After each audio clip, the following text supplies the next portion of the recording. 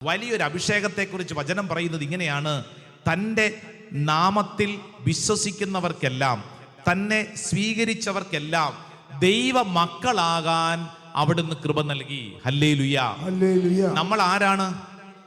പറ, ഒച്ചത്തിപ്പറ, അല്പം കൂടെ ഒച്ചത്തിപ്പറ. ക്രിസ്മസ് എന്ന് പറഞ്ഞാൽ ദൈവം മനുഷ്യനായി, അല്ലേ? ദൈവം മനുഷ്യാവതാരം സ്വീകരിച്ചു, അതാണ് ക്രിസ്മസ്. എന്നാൽ ഇത് ദൈവം ചെയ്ത ഭാഗം, അതൊരു ഫസ്റ്റ് പാർട്ടാണ്. ദൈവം ചെയ്ത് ദൈവം മനുഷ്യനായി നമ്മളോടൊപ്പം, അതിനെയാണ് ഇമ്മാനുവേൽ എന്ന് വിളിക്കുന്നത്. ഇനി നമ്മൾ എന്ത് ചെയ്യണം? നമ്മൾ എന്ത് ചെയ്യണം?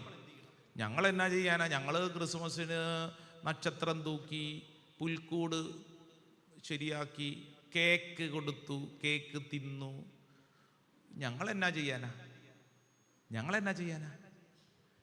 നമ്മൾ മനുഷ്യർ എന്താവണം? ദൈവമക്കൾ. ഇപ്പൊ നമ്മൾ സാധാരണക്കാരല്ലേ? നമ്മൾ എന്താവണം? ദൈവത്തിന്റെ മകനാവണം, മകളാവണം. Praise the lord. ക്രിസ്മസ് അങ്ങനെയെങ്കിലേ ക്രിസ്മസ് ആകത്തുള്ളൂ. നിന്റെ ജീവിതത്തിൽ ഈ ദിവസങ്ങൾ അനുഗ്രഹിക്കപ്പെടണമെങ്കിൽ നമ്മൾ ചെയ്യേണ്ട പ്രധാനപ്പെട്ട കാര്യം, ദൈവം മനുഷ്യനായിട്ട് അവതരിച്ചു. ഇനി നമ്മൾ എന്ത് ചെയ്യണം? നമ്മൾ ദൈവമക്കളായിട്ട് മാറണം. നമ്മൾ ദൈവമക്കളായിട്ട് മാറണം. വിശുദ്ധ പൗലോസ് ശ്ലീഹ ഗലാത്യർക്ക് എഴുതിയ ലേഖനം, അതിന്റെ 3-ാം അധ്യായം 26-ാം തിരുവചനം. യേശുക്രിസ്തുവിലുള്ള വിശ്വാസം വഴി നിങ്ങൾ എല്ലാവരും ദൈവപുത്രന്മാരാണ്. Hallelujah, hallelujah. അതിന്റെ 4-ാം അധ്യായം 5, 6, 7 ഒന്നും കൂടെ വായിച്ചേ. അങ്ങനെ നമ്മളെ പുത്രന്മാരായി ദത്തെടുക്കേണ്ടതിന് അവൻ നിയമത്തിന് അധീനരായി കഴിഞ്ഞവരെ വിമുക്തരാക്കി.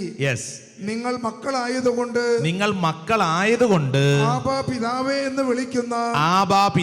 എന്ന് വിളിക്കുന്ന തന്റെ പുത്രന്റെ ആത്മാവിനെ ദൈവം നമ്മുടെ ഹൃദയത്തിലേക്ക് അയച്ചിരിക്കുന്നു. നെക്സ്റ്റ് സെന്റൻസും കൂടെ വായിച്ചേ.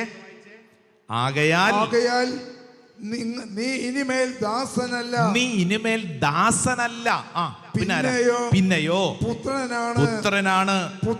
പുത്രനെങ്കിൽ ദൈവഹിതമനുസരിച്ച് അവകാശിയുമാണ്. ഹല്ലേലൂയ, ഹല്ലേലൂയ, ഹല്ലേലൂയ.